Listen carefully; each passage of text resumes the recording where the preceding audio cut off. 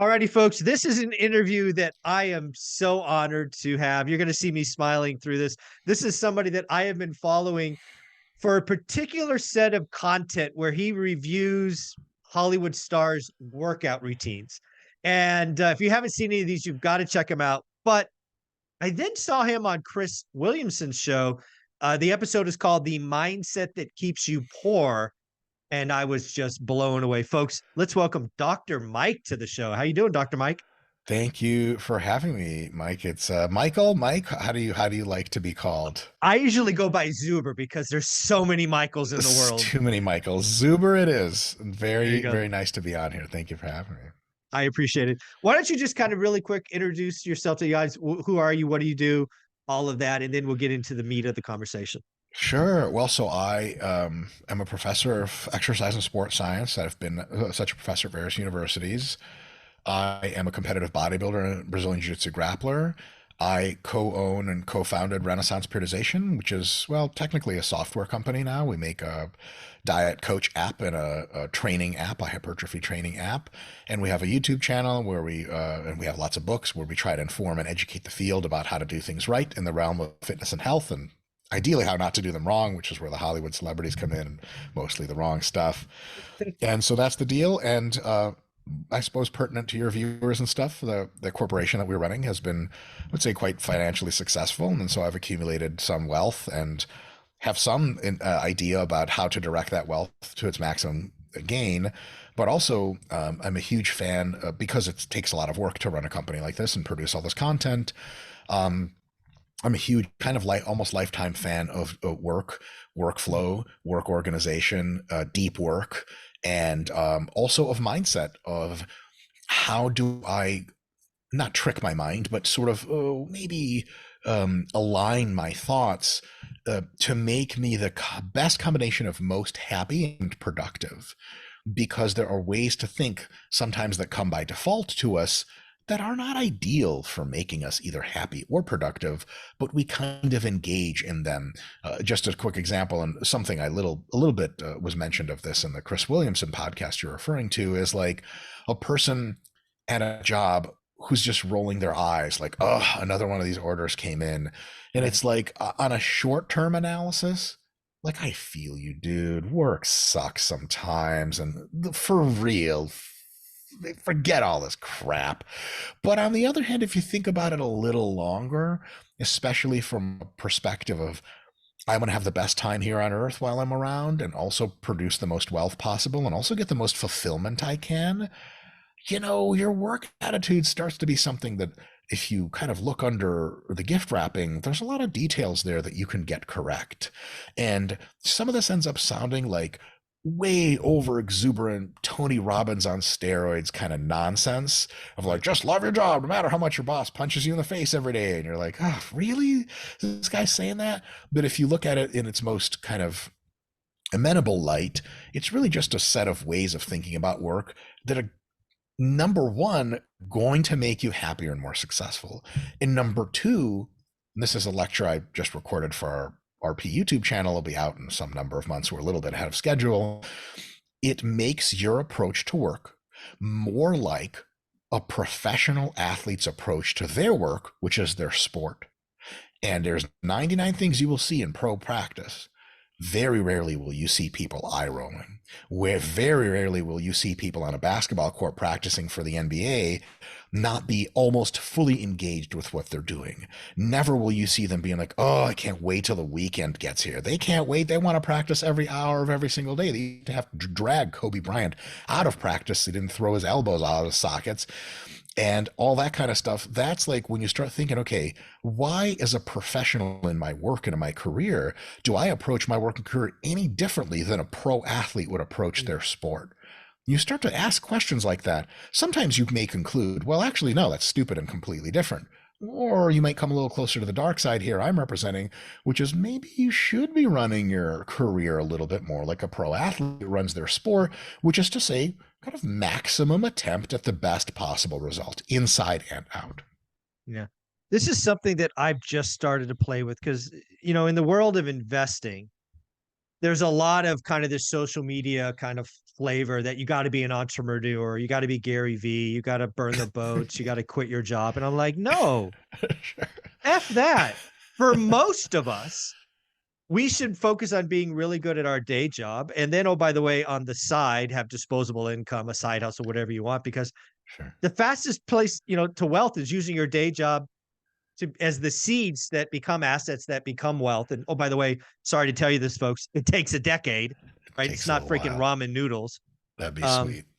yeah, it would be sweet. But I think the day job, I do think people, instead of waking up going, I hate it already, go, you know what? I'm one day closer to being done. I'm gonna go do this thing right, and and just keep moving forward. What do you think? It depends on also, I think that there's a lot of wisdom in there. It depends also on like what is your long-term play and where do you see your best returns on your investment? Because technically speaking, if we take a very grand view, every single work outlay that you have is investing. You are investing at a regular job. Let's say you work at McDonald's. You're investing an hour of your time and you get paid $15. Right. If you trade stocks for an hour, will you make more than $15? The answer is maybe. If you make predictably more and risk adjusted, you make more trading Mhm. stocks than working at McDonald's, then you probably can just go to being a full-time trader. Now, notice I said risk adjusted because Right. couple good days versus couple bad days, all of a sudden you're not beating your job at McDonald's. Right. So on the one hand, that's a very good argument for like just go and start investing right now full time because why the hell are you at your day job? On the other hand, a lot of times a day job is really tough to beat. One is the security perspective. Like, investing is up and down. It's not up to you. You're literally like putting your money behind other teams, other corporations. Sometimes they do well, sometimes they don't. It's not really up to you nearly as much. Mhm. But sometimes your career is going to have an ability to generate income for you steadily and at a very high volume relative to your return on time, such that it's a really good idea for you to continue to do your career. Let me give you a quick example from kind of like Lost in Space world and then come back to a more realistic thing. So Paris Hilton, do you know who that is? Mhm. Of course. She still apparently, or as of at least 2 years ago, was taking every DJ gig she was offered. You would think this is a businesswoman with 500 million plus in net Yeah. assets, from what I understand. Why would she take DJ gigs? This is ridiculous, right? Well, each gig is a weekend, and each gig gives her $1 million. That's her flat fee, is $1 million per appearance, like net million. Right. And she said on an interview, she's like, I get like 20 of these gigs a year. So you guys think I'm just going to go look at 20 million and be like, nah? She's like, of Yeah. course I'm going to do it. Of course I'm going to take it. And it's kind of like, if you think about it, let's say it's a 24-hour investment of her time. Let's pretend that's what it is. It's less than that, but let's say flights and hotels and blah, blah, blah, 24 hours. Sure. $1 million for 24 hours of your time? That's hard to beat. Man, that's tough to beat. And you would say, like, that's her doing a day job. She Yeah. doesn't have to do a day job. She has like Agree. 300 million under management in a portfolio somewhere. That's the day job. But like, it's a real good way to gas up your portfolio if your day job is putting in a crap load of money like that. Another way to look at it is for like my experience with Renaissance periodization. Depending on the year, in most not even such great years, we've managed to have a 20+% return on business, right? Like, where the hell am I I don't have access to Rentec, like the medallion fund. I can't get returns like that anywhere else. That sure shit can't in the stock market, not with my expertise. If I did, I'd be working for BlackRock or something like that. Like I'd be at a quant fund, but I'm not. So for me, someone could be like, why do you still work at Renaissance periodization in your day job? Well, you definitely have enough money to just only do investing. Like, this is my best investing because my ROI is enormous. So I would say anytime you're looking at it as your job versus investing, try to get a column on each side of costs and benefits, upsides and downsides, and include in there just how much wealth you generate from both sources. And I think what ends up happening with many people is the first best way to generate wealth is just to have a really good career. Like if you look at a doctor, for example, who makes let's say $300,000 a year, and but for what he puts away for vacation and but for what he does for expenses, let's just keep it really simple and say he's taking 50% of his discretionary after payments income. Right. Half of that is going into regular real estate and super low risk, and the other half is going into index funds in the stock market, also super low risk. Like, that person may be able to put $150,000 a year into such instruments. How the hell would you do that with investing alone? Where's your money coming from? You need Yeah. that seed fund for sure. Now, the conversation starts to look different after 5 years, after 10 years, after 15 or 20 years, where now you have serious money in the real estate thing. You have enough money in your real estate in order to take loans out against it and potentially take some higher risk abilities, buy a complex, buy an apartment, blah, blah, blah. Then the should I still be a doctor or should I full time go into real estate and housing is a conversation. But like you Right. said, for 5 or 10 years, your job is your mega fund into your investments. And once that flower has gotten big enough and bloomed, then you can start to think, okay, do I back up on the job? Do I do a little more of the housing thing? Do I do a bit more advanced market research for my stock portfolio? Then it's a conversation. But yeah, the whole Gary V quit your job immediately or 80 side hustles, it's like, I don't know, man. I think if you're well trained at a really good job, Yeah. you're going to make a lot of money in that job. And that's probably the best way to start out. And that's what I want people to hear is I think there's just this social media slant, and it's because it sells well, it's sexy.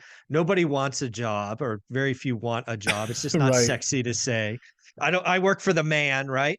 But I Sure. think for most people, they should if they sat down, they would realize, well, I gotta pay the bills somehow, and the best way for me to do that is to become elite at my day job. And, oh, Yes. by the way, also, then if that's gonna be your commitment, I think you also have to have that secondary commitment not to spend everything you make, because unless you have discretionary income at the end of the day, the end of the month, you're not planting any seeds because it is to me, it is a 10-year journey. You gotta sign up for 10 years to really see any meaningful wealth.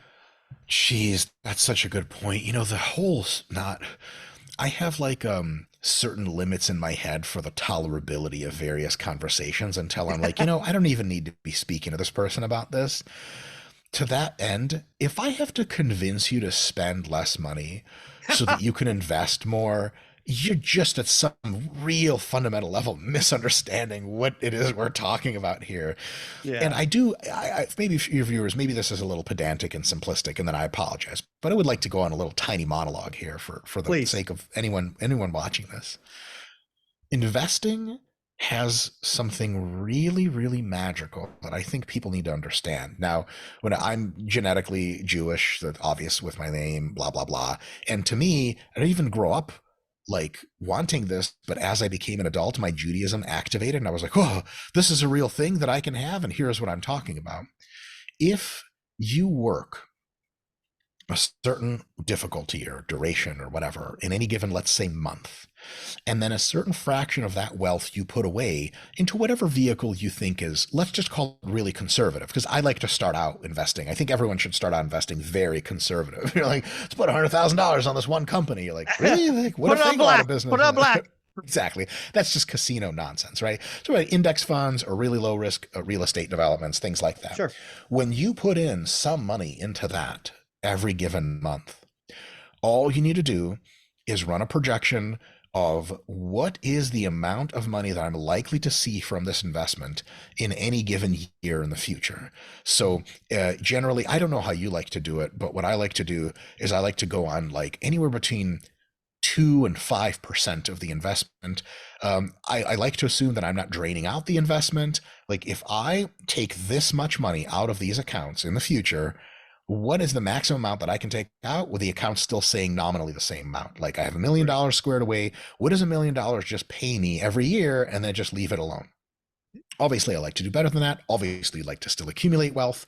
But that number, and like, let's call it, I don't know about optimistically, realistically, let's say 5%, right? That Okay. means if you have 1 million squared away somewhere, kind of, in some sense, very simplified, you have $50,000 a year coming to you in perpetuity, and it's never Right. going away. As soon as you realize the true, that's one of these things like it's like a shockwave in your brain that breaks down multiple doors as it spreads, and you're like, wait a minute, wait a minute, wait a minute. we have a fountain of infinity money? Like, yes, that is possible. A Like, fountain of infinity money. but I isn't that like crazy? that. That's what it is, It is, right? yeah, great, yeah. Like I made a my wife and I made a quick calculation. We looked up just for shits and giggles. We don't do this often, but Taylor Swift's, because you know she's on the rise and everything. We looked up her fortune or whatever, and it was some gargantuan amount of money. And I don't remember what the fortune was exactly, but we used that same kind of 3 to 5% formula. And I realized that in order for her to never get any more wealthy or any less wealthy, if she wanted to stay the same, she would have to spend $7 million every year. Like if you've been not so wealthy before, or if you've been quite wealthy, having to spend $7 million a year is actually a very difficult task, because you're Yeah. like, what costs that much money? Like you can be in a 5-star hotel every single night of the year and not even get close. And you're like, I don't, Yeah. clothes, you can only buy so many. And all of a sudden it's like, holy crap, this is an unbelievable amount of money that just flows in. Now, that doesn't mean that all of us that's going to be realistic for. But someone who works their butts off for 20 years might be able to put 2 to 5 million under management. And that means you got 100K to 400K coming to you after that every single year for no money at all. It's just magical free money.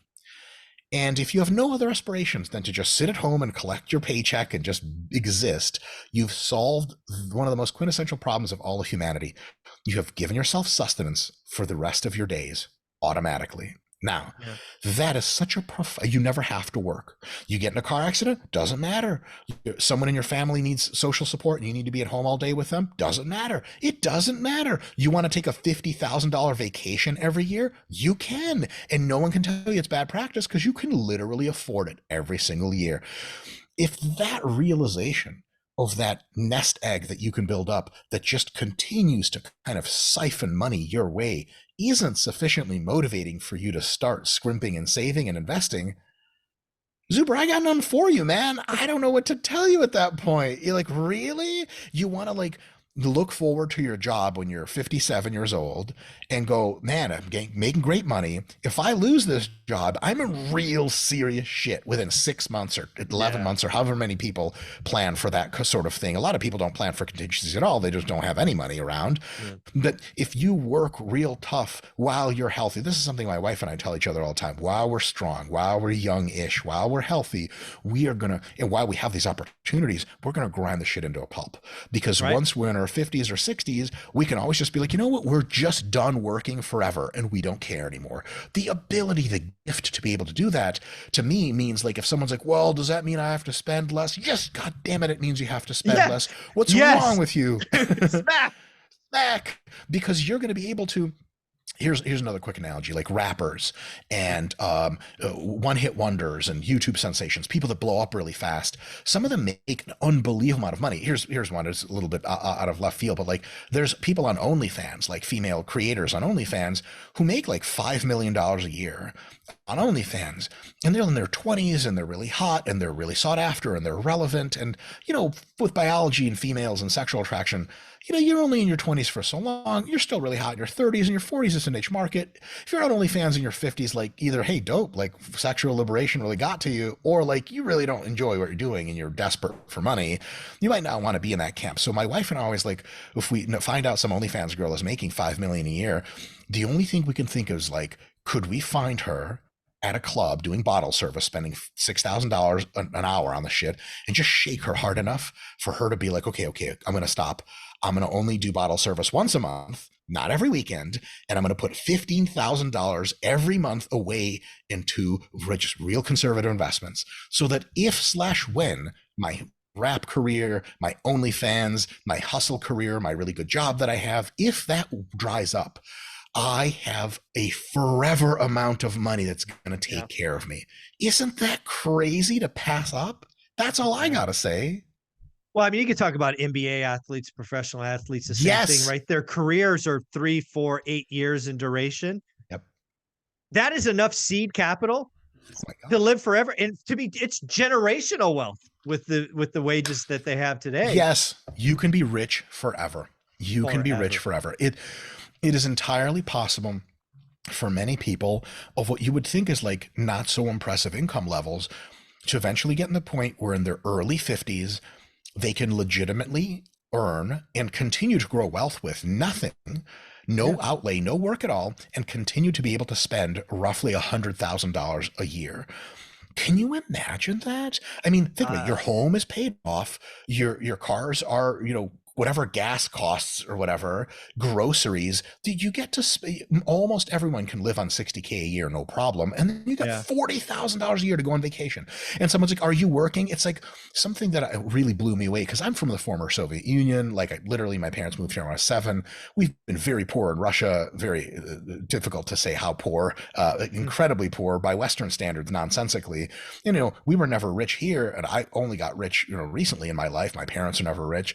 It's really tough because in movies in the past, I would say, there's rich people featured in movies, and they'll say things like, "Well, I'm not really working right now. I'm just taking it easy." And you're like, "What the hell? Yeah. How is that possible? Who feeds you?" And when you realize, like, if you were sufficiently well invested, you can just say completely insane things like that, and they're true. Like, "I just didn't feel like working this month."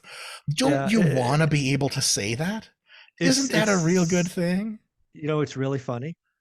So I'm 51. Uh-huh. I started investing heavy at 30. Ooh, And smart man. as you and I know, I mean, we set this interview up when I was just starting a river cruise in Europe for a month.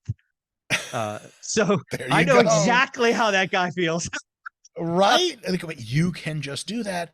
And a lot of times, the negative attitude is like, "Well, yeah, that's rich people, man. My boss tells me to do all this coding and then he gets off the phone, he's on his yacht." Like, well, there are absolutely ways in which wealth can be accumulated, not so nicely and immorally, but those are really quite rare. Most of the time, your boss that's really rich doesn't have to work anymore. His 20s and his 30s and his 40s are just like seeing red the Yeah, entire time, bleeding yourself into the ground to get these things off and get this money poured into these accounts. that's what people That's don't the trade-off. understand, Mike, is people look at what we're doing now, and we've taken 2 month-long vacations this year because we can. Hmm. One in Asia, one in Europe. And that's all well and good, but nobody wanted our life for 15 years. We lived Oh so God, we no. we lived on half our income. We didn't do anything, right? I'm positive my friends made fun of like, not only my friends, my family probably made fun of me, but Sure. all I gotta say is who's laughing now? Right. You can laugh all the way to the bank and back because you own a significant fraction of the bank. Yeah, it's a big deal. And listen, like, obviously we have to say something here. We're not trying to value judge people. I mean, we can totally value judge, but like, look, there are two equally compelling stories. One is, look, get it how you live. Just do what you do, make that money, spend that money. You're not young forever. You could die in a car accident tomorrow. Aliens could destroy the earth. Who cares? Totally. Then there's Totally. the other perspective of, like, you got to scrimp and save and invest so that later things are better than they are now for you. There is no most compelling of those. Now, for me personally, by far the second is the most compelling, but at least you have to, as a person who's considering investing, sit with that and sit with both ends of the spectrum and go, where am I on this? Because there's even a further left point of the spectrum where you spend money you don't have yet, Yeah, like yeah. credit card receipts and all this other crazy stuff. That you can go down that road if you like. There are absolutely upsides to it. You'll have some great experiences for 6 months until the credit card agencies realize they're not going to pay for those anymore. Yeah. Obviously, that's crazy. There's, of course, another way that potentially is crazy is if you take, like, okay, so for full transparency, I don't know if I should be saying this. Why not? It's not like I'm running from the IRS or anything. Currently, my wife and I probably siphon off uh, 80% of our income to investments. Hmm, 80%. wow. Absolutely. But like, we're not from money. And so the way we live relative to how much money we earn, we just wouldn't even understand where to begin spending them. Right. There's no No desire for context. us. Yeah. Right. Like, they're like, okay, so I didn't grow up going to the club. I don't even know where the club is. I don't get anything out of There's being a at the club around club. here? Right. Like, with the club, what is that even? Who knows? Like, we're not into fancy clothes. We have one car that we share. That's Wow. just us. Yeah. Okay. Because we just don't need another one. Like, we work from home. We go Yeah. to the store, we go out to eat a few times. You just don't need it. And, Okay. she's Asian and I'm Jewish. So having things we don't need is like an allergy to both of our races. We're just like, oh You're my allergic to God. that. Yeah. That's right. Why is this here? So I'm not saying that our 80% investment rate is a good thing. It's a little extreme, but you could play with that in your head if you're considering investing and asking yourself, how much am I kicking my pleasure and financial security into the future. If Right. you're very future oriented, like you were for the last 20 years of your career, then it's so totally okay to invest most of what you earn because you know, like, this is going to kick back in a little bit and I'm just setting up such a great life for myself. It's going to be amazing. If you're thinking, yeah, I want to do that, but I also want to have some fun along the way, totally have a little bit more fun. Don't invest as much. Just know the trade off and be okay with it. And the only thing I'd have to say is, well, this biases me somewhat, but I might as well say it. The older you get and the longer you work for, the more you start wishing you would have invested more of your shit back in the day. What do Yeah. you think about that, Zuber? Is that Ab Absolutely. Yeah, the older I get, I don't have I'm lucky enough to say I don't have many regrets in my life, but one of my biggest regrets is I didn't buy a fourplex when I was 20 years old. yep, It would have she's same here. fundamentally changed it would have fundamentally changed my Right. life.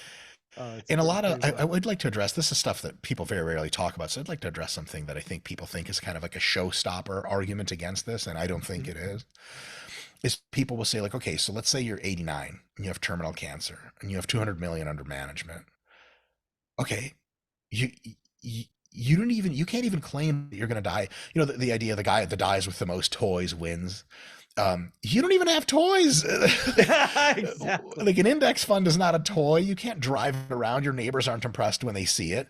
Mhm. Doesn't have four-wheel drive. So you did even worse. You are going to die with just money under management. Like, how terrible is that? Out of the one hand, yeah, for sure, that's weird, right? How do you explain that to a regular person? It's super strange. On the other hand, if I got to investing sometime in my 30s, by the time I'm 89 years old and the nurse is like, oh, you're still awake today, that's nice, it Yeah. Let me won't be clean that happening. drool off. Yeah, Yes, yeah. exactly. You can go into that great sleep that is ahead for all of us Mhm. without ever having to worry about money ever again, from age 30 all the way to age 80.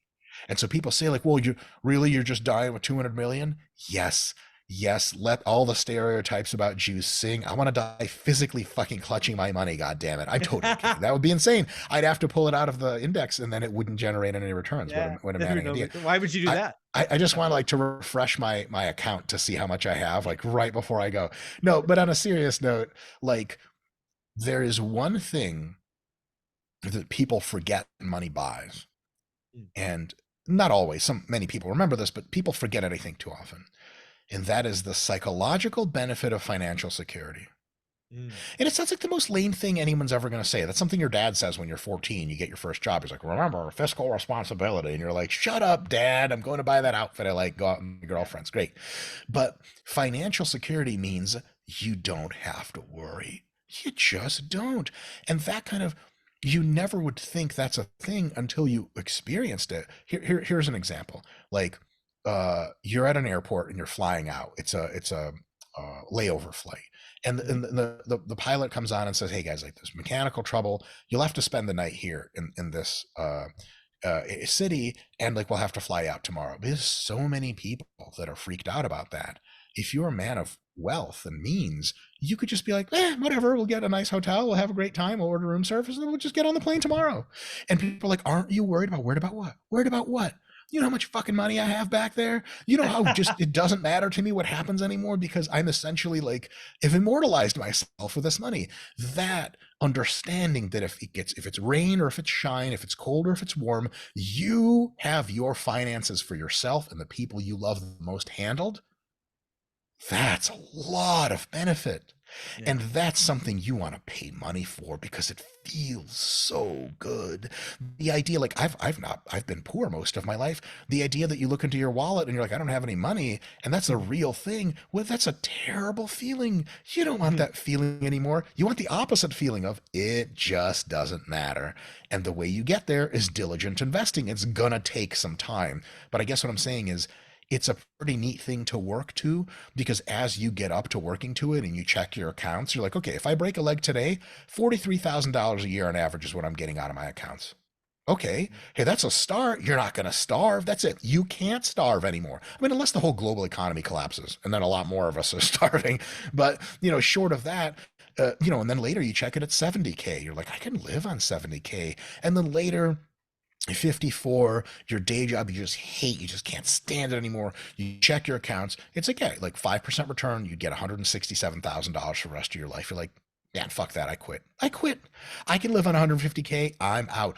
It's not that you want to quit, Yeah. it's the ability to say anytime you have the freedom to do that is such a huge deal. I did that. I remember going to the so I was a sales guy in some enterprise software company. Mm-hmm. I just finished my fiscal year, went back to the office the next day, which is the first day of the new year, expecting a new product, new quota, new sales team, all this stuff that happens. Mm-hmm. And I got things I didn't want. Mm-hmm. And in about a 20-second, I can still picture it. 20 seconds, I said, time to give me a package. I'm out. I quit. You give me a package, I'll say nice things, you say nice things, and I'm out. I was out at 45. I didn't expect to Wow. be. I expected to work till 50. And it was because of what you said is I knew I had put at that point 15 years of sacrifice, consistent piling. I never The other thing is I didn't grow our lifestyle, right? Because I always thought as we were putting the chips on the table, if I siphoned off a little bit, that was future growth. Mm-hmm. But when I got there and I had that, come to Jesus moment, I'm like, I'm out.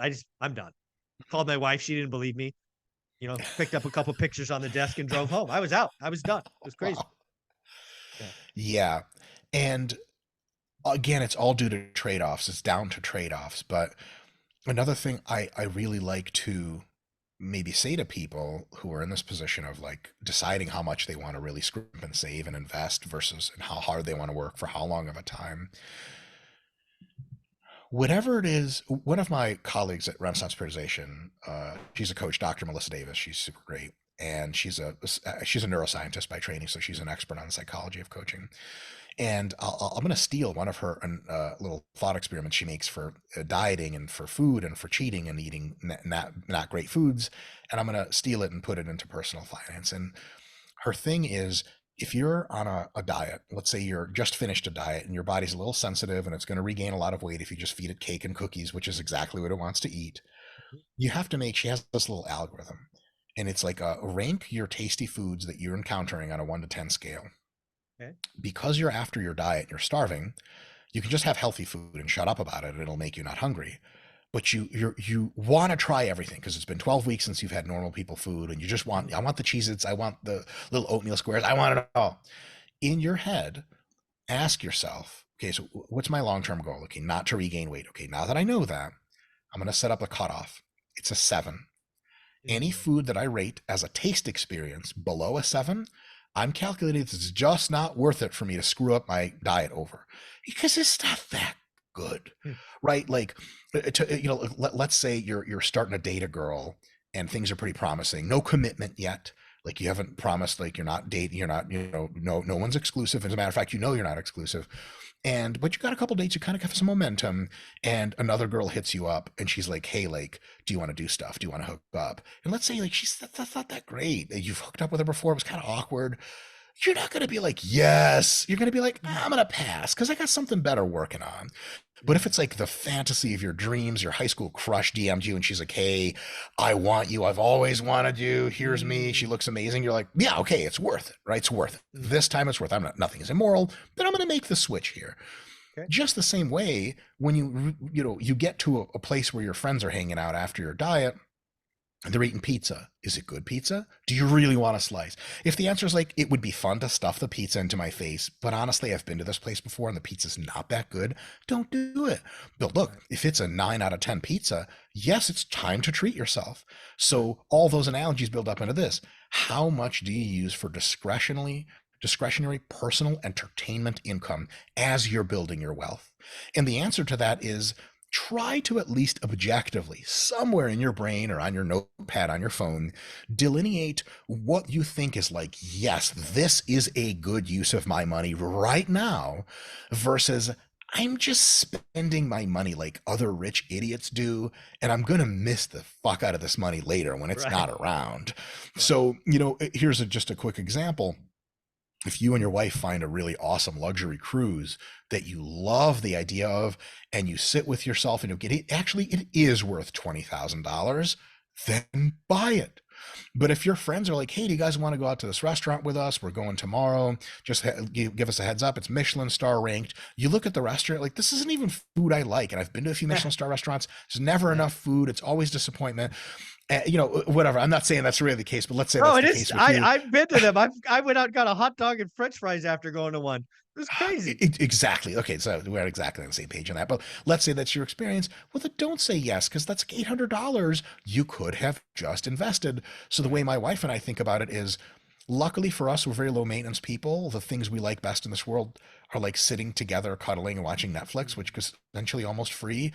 Thank God. But if we have other expensive things we like, we just have to make that calculation of, is this a 7 out of 10 experience or better? If yes, we're good with spending the money. What you don't want to look back on, and I think a lot of people do this, is even if they're productively investing, they look back 20 or 30 years later and they go, look at all this crap we bought. Yeah. Look at, like, we went to Fort Lauderdale to visit your parents and got the nicest hotel in Fort Lauderdale. Why? We didn't have to go on that trip. We could have gotten a not so nice hotel. Even the nice hotel was kind of blah. Don't just, a lot of people think once I'm making a certain amount of money, I got to spend money like rich people do, you Mhm. know? And here's another one. You get a house, and a house is, technically speaking, a vehicle for investment as well. Let's say it's a nice house. What do you do with the landscaping? Because there's two ends of a spectrum. One is you hire a company or you do it yourself to do just minimum upkeep of a very nice, like, it's presentable. Your house doesn't look ugly compared to the neighborhood, but it's nothing outlandish. There's the other side where you're like $80,000 a year, so they can basically make a jungle and upkeep a fucking jungle. And there's tigers walking around. Apparently, they said it's all under control, right? So do you have to do that? And one of the things that my wife and I get shocked at is we watch the shows. I'm sure you've seen a few. I don't know, but hopefully it wasn't the right thing. Unfortunately, I'm sure you've seen a few, like Real Housewives of Oh, yeah. Atlanta, etc., Basketball Wives, that kind of stuff. Some of the folks there get into this culture where as soon as they're in the rich people culture, all their friends are rich and they're rich, there's this keep up with the Joneses Oh. insanity to where they're like, 15,000 square feet is not enough for our home. We've got a growing family. It's like, bitch, you got 2 kids. The hell are you talking about? And she's Yeah, like, right. We need a house with 25,000 square feet. And honestly, not having an indoor pool at this point is not a cool thing for us. It's like, think about if you're really getting what you need out of this versus putting that money, so much money, to the future, to, if you ever compelled to get a 25,000 square foot home later, hey, shit, you'll have way more than enough money for it. It just, don't let that, oh, I'm a wealthy person now, I've got all this income, let's find out how to spend it. Don't let that hit you. Yeah. Just get what you need. And if you really don't find a compelling reason to buy something expensive, don't do it. You will thank yourself a millionfold later on. I've got a question that I was hoping to ask, and I'm gonna ask it here because I think you're the only person I've ever spoken to that really can talk about both sides. I think, and again, tell me if I'm wrong, that getting physically fit and getting wealthy are extremely similar activities and relatively easy, but most people don't do them. What do you think of that? Agreed on all accounts. Really? Oh, I was Yeah. unsure. No, totally. It's a similar thing where you do things that are not extreme with a set of dependable principles and you do them consistently, and it adds Consistently. up over Okay. time, adds up over time, adds up over time. And then you look 10 years later, you're in your 50s and you look like you're in your 30s, and everyone's like, what are you doing, Frank? How come you look so great? It is no magic answer. I've just been lifting weights for half a generation, 4 times a week, been watching my diet, and this is Yeah. how I look. Just the same way when you talk to someone who's, like, has been a dentist for 20 years, and you're like, oh, dentistry, it's a tough job. He's like, yeah, like, I'm thinking of leaving the practice. And you're like, oh, you got another practice? Like, no, I'm just going to retire. And they're like, how? And it's like, well, like, dentists make a good amount of money, and I've just been siphoning off some amount of it every year. And after 20 years, that's a lot of money. So a lot of times working for fitness, people expect these big results right away. Yeah. They expect it to be glorious, and it's not. It's short term effort every couple days, every day, every little bit here, and Yep. it adds up. There's no glory until you're 54 and the 20-year-old kids in the back on your bus ride into Cancun are asking you for tips about abs, and everyone's like, whoa, really? Yeah. Like, and then Yeah. I know there's this thing where when you're in shape and you're older, other people that are older and are not in shape have this like incredulousness when they look at you. They think it's some magical stuff Yeah. that you must have done. What's the secret? Is it the organic foods? Is it this weird weightlifting philosophy? And the secret has really just been 10 years of Yeah, 10 consistency, years. Exactly. training pretty hard, but not trying to kill yourself. And voila, just the same way with most wealth building, that's some crazy thing you stumbled upon, digging in your backyard and boom, oil comes out. It's a matter of just allocating your resources intelligently for years and years. A lot of it takes the same kind of discipline, the same kind of foresight, and the same kind of commitment to boring fundamentals. And also in fitness, there's this other thing where there's a new workout approach every month, every 6 months that everyone's talking about. Sure. And it's so easy to just flip the script and go to that, but you really just should be sticking to the basics.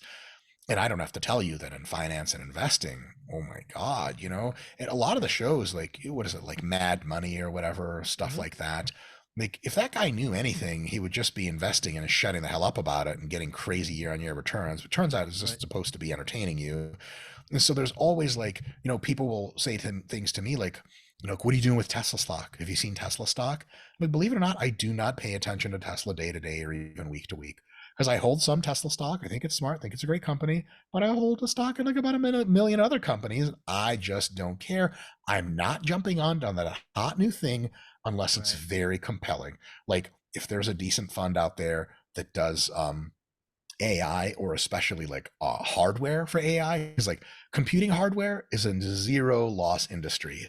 Right. The next 10 years, if you have a story about how the world evolves in which computing hardware is not valuable, I'd sure like to hear it. Yeah. There's a We deficit of we we need computer lots of chips. shovels. That's where the Can you hardware is. A imagine, bunch of right? shovels. Yeah. Exactly. So outside of things like that, which really take a few months or years to come up until they're sure things, Oh, and then for you pour sure. into them, you don't want to be hop skipping from investment strategy to strategy, thinking, oh, this is the new thing. And same thing with fitness, and people are promising Yeah. you quick results, quick schemes. That also fails. Same way in So fitness. funny. Yeah, it's really funny because the principles of investing and fitness are very similar, and I didn't know if you would agree or not. So that Oh was yeah, pretty cool. totally. The other thing, at least in finance, I don't know if this is similar in fitness, but in the finance and investing world, there's this. I think I put this in my note to you. There's this notion of doomers. They look at everything and it's always doom, doom, doom, doom, doom, doom, doom. And now some of them are just profiteers. They make porn and it's called doom because we want to run away from the tiger, right? So our Sure. brains do that. Of course. But what do you think of, just the general notion of doomers? I have a few things to say about the general notion of doomer. One is if you really do believe you have some kind of insight on when the doom is coming, you have an ability to make an unbelievable amount of wealth if you properly time your short selling. But almost no one does that because they're really, just as you say, in the pornography business in some extent, and they don't know when it's coming. And if they took short positions as often as they thought it was coming, they would just lose all their money really They'd fast. be busted. Yeah. Yeah. Now, philosophically, I'm a really big fan of Peter Schiff. Do you know who Peter Schiff Oh, of is? course. Yeah, Yeah. of course. Philosophically, he's great, says all the right things about capitalism, et cetera. I love that. But he's a doomer, if you think about it in Oh, a no, technical sense. gold is always the answer. It's Right. And not, it's like, if, nothing is always the right. answer. And if you actually listen to his advice, you would have not so much money. No, not much. Because he's saying that the bottom is flying out from underneath us every dependably 2 to 5 years. He says that, Right. and it only happens every 15 to 20 years, and then after 2 of those years it fixes itself.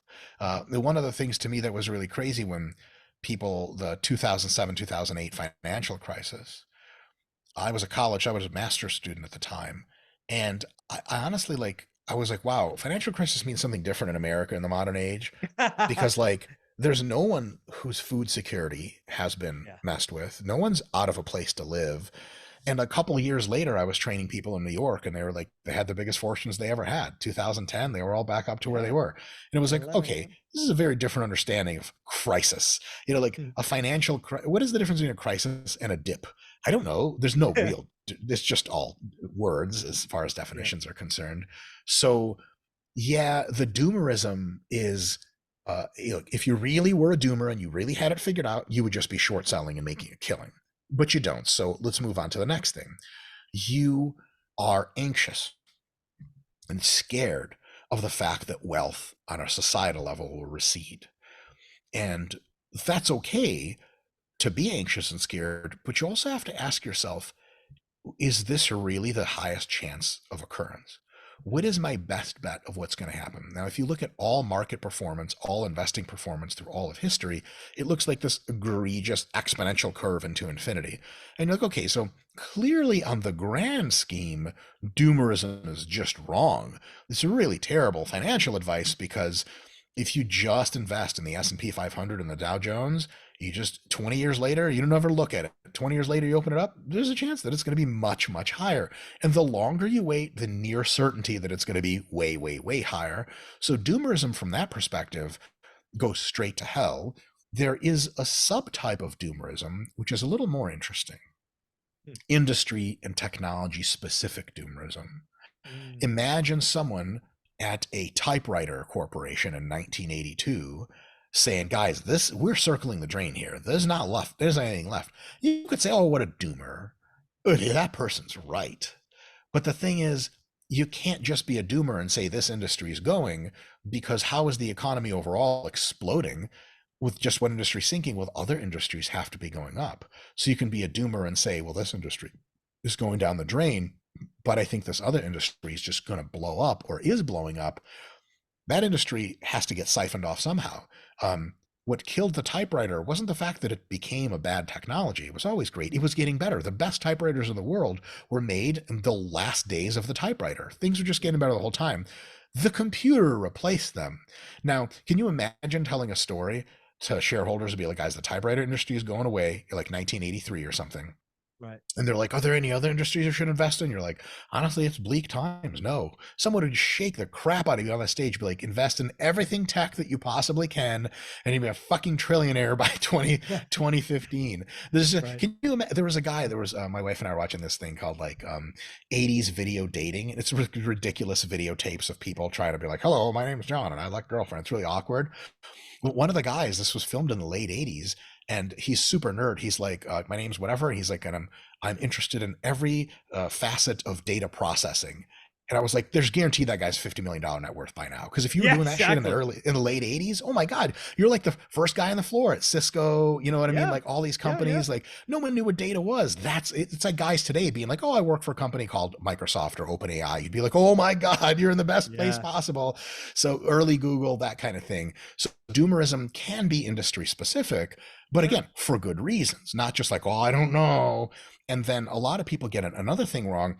They think that really crazy revolutionary breakthroughs are somehow a net negative. So people will talk Mm. about AI as Yeah. being like, AI is going to put us all out of work. I think just most people just don't know enough basic economics to understand how that would happen. And the story they tell is just wrong. Like if you were in an Econ Yep. 101 class, that would be Agreed. wrong. And another way to think about it is just the positives. Like if you're scared of AI, please understand that let's say we have human level intelligence, but it's available cloned as many times as you want through like GPT. Chat GPT, let's say it's human grade intelligence. You can do anything a human can. Okay. How much does it cost to operate? I don't know, like 20 cents a day? Like you just got human labor for 20 cents a day. Like, okay, what project did you want to work on at your company? Before you answer me, don't, because the answer is any project you want. We Yeah. have The now answer is empowered, all of them. at the same time, we have now Yeah. empowered every small business to expand in essentially almost any way that it wants to. Holy crap, this is bigger than the internet. This is bigger than electricity. This is the most wealth creating thing of all time. How can you be a doomsayer about this? And so it all comes back to this. Most people that are doomsayers, first of all, I just wouldn't use their financial advice on anything, because unless they're incredibly well timed, they're going to cost you money. People saying Oh, like, oh, I pull back from stocks and get into gold for the next couple of years. You're like, oh really? How many years? Why? yeah. Where is this proximate event that's going to occur? How much of your money are you willing to bet that it's going to occur? What about offsetting variables? Like, yeah, there could be a war with China. And in the same month, smarter than human intelligence just discovered, and we just keep going up and to the right. Like, oh, guess that didn't matter. I mean, imagine if during a war with Germany in 1939, 1941, etc., you like pulled out all of your stocks and went to gold. It'd be the stupidest thing you could have ever done in your entire life. American companies don't go out of business. They just cranked like crazy. And then in the 1940s, 50s, and 60s, you would have made a fucking $1 trillion. So again, the case for doomerism, to me, I'll sum it up as simply as this. It comes from a feeling that evolution has given us, which is because we were normally very underpowered compared to our environment and evolution. and things relatively often went quite bad for us, the base level of things going bad that our brain is expecting is quite high. It's like a soldier who's been in war and has PTSD. They're expecting explosions to be heard, and if they don't, they feel quite not good because they're anxious for no reason. That's what we're like, all of us, I think, all humans pretty much, with doomerism. We expect things to go bad because, look, if you zoom back 1,000 years ago, the shit was terrible. There was no internal plumbing. Everyone died randomly of diseases all around. Warfare was constant. Crime was insane. Cleanliness wasn't a concept that could even be codified. Like, oh, is this germ, does it have germs here? Like, what the hell is a germ? Like, oh my god, we're really in the dark ages. That's how humans evolved. When you put humans to the current world, in which on average everything just gets exponentially better all the time, a lot of them can't. It's like the Matrix. They can't quite, something's not working. I have to pretend. My mind starts telling me these stories about, like, bad stuff's going to happen. Why? Mm. Because I feel like it is. I would just say, take a step back if you're in that situation and be like, what is the realistic probability that bad things happen versus good things happen? If you can tell yourself a compelling story that bad things are coming, yes, financially prepare for them, but you probably can't. And then you should probably just be like, you know what? I know this is crazy to say, but I'm betting things continue to get better on average. And did you know when that bet would have been accurate? 1960, 1970, 1980, 1990, 2000, 2010, 2020. It's always. Always. There is not through the Great Depression. The number one thing to do in the Great Depression would have been sell none of your stocks. Do not get out of the market at all. As a matter of fact, scrimp and save to put more money while the stocks are low. Can you imagine if you just buttressed your stocks like crazy in the Mm. 1920s? By the time the 40s boom happened, you'd be like, and I retire. There you So go. if you another thing is, last one thing really quick for doomerism, if you're investing into general real estate, and let's forget about real estate, it's a little more complicated, just overall market, like index funds, S&P, Dow, Sure. etc. If you're telling me as a doomer, listen, don't go long on these things, what else are you telling me about the fate of the world? What Yeah. is the world like if the Dow and S&P go 30 years without recovering their initial value? What happened to our society? I mean, something systemic must have really broken something. World wars don't even do this kind of stuff. They Right. don't. Great depressions don't last that long. So what is it that you're telling me is coming, and how are you so sure that that's coming? And when has this happened before? And they'd be like, well, never. So you're telling me we have to prepare for a cataclysmic event, and do I even give a shit about my personal wealth? Like, if there's a tidal wave that a comet struck and it's covering half the East Coast in water, do I even care that I'm a million anymore? I just want to survive. And I might not even want to survive. I don't even want to live in that world. I don't want to live in a post apocalyptic zombie world. So if I have to prepare for it financially, there's a story in which I don't have to prepare for it at all. Fuck it. I'm just living the high life until a comet hits or some shit like that. So anytime people have real doomer takes, I always want them to be like, think a little further ahead. Do you really think that world is coming? And if you really do, why are you so calm about it? One of the things that was really crazy to see in real life was there was a video of Alexandria Ocasio-Cortez, like peeling chestnuts over a fire or something like that a few years back, and she was talking in just insanely calm terms, like super cool, like little like story hour while she was peeling chestnuts. um how the world's ecosystem was going to basically die in 2030, and we basically only had like 10 years or 15 years at the time to live, and it was just all going to die. It's like, I can tell you don't really believe that because you're at a fire peeling. Shouldn't you be doing something crazy, like Yeah, yeah, preparing the going world for batshit crazy. Yeah, total exactly. restructuring, or just going out there and just living life like a Viking, just stealing and raping and killing? Who cares? The world's coming to an end, right? Or if you're religious, just reading a religious text and praying all day, you think the end is coming. But of course, she didn't think that. It was performative. It was just, some people just don't connect the dots. So when some people say, like, yeah, man, I don't know about this economy, I think AI is going to kill us all, like, you don't really think that. If you Yeah. really thought that, you would be doing some way different stuff. And the good news is you don't have to think it, because generally the progress in our society is consistent.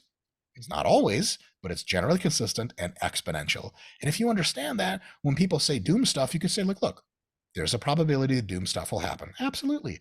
I assess two things. One, that probability is low. And second, even if it's high, well, what am I supposed to do to prepare for doom? I'm just a human being. I can't do anything about it. What am I supposed to do about the comet hitting the Earth? I'm going to pretend like shit's going to go well, and I'm going to invest in that idea.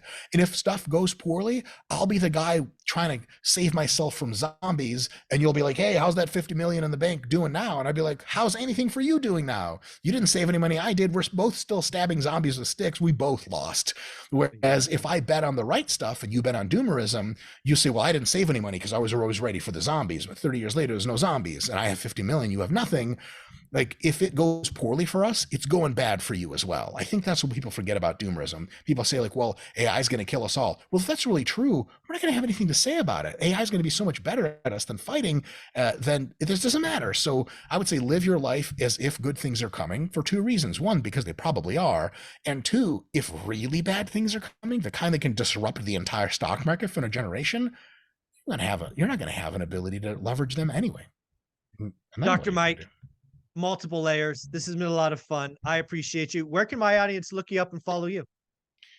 Gee whiz. So I have a philosophy channel called Making Progress with Mike Israel. That's the interesting find on YouTube where I talk about more brainy stuff like this. And then Renaissance Periodization YouTube channel, RP Strength. That's where we have most of our stuff coming out, and it's good exercise advice and stuff. Not a whole lot of investing, but investing in the body, which is a good idea for long-term Absolutely. outcomes. Health as well. Dr. Mike, I appreciate you, man. I had so much fun. Thank you for saying yes to this. You are amazing. Keep it up. I did. Thank you so much. Thank you. Take care. Mhm.